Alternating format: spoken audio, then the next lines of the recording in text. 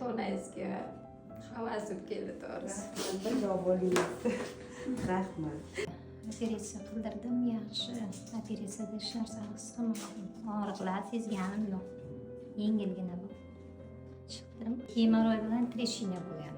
Juda kuchli og'riq bordi. Endi qanday qutulayotganman, operatsiya qanday qildirayotganman deb ham o'zi stress o'tkazgandim. Nilufar Ahmadjonovaga juda ham katta rahmat.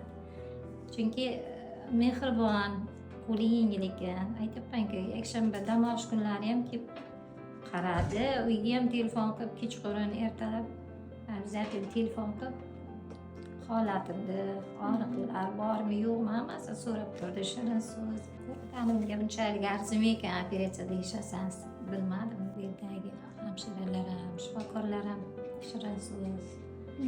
Juda ham yaxshi qaraydi. Qilish kerak, baribir qutulish kerak ekan. Undan qutilmasa bo'lmaydi. Men ham shuncha qiynaldim qo'rqqanimdan.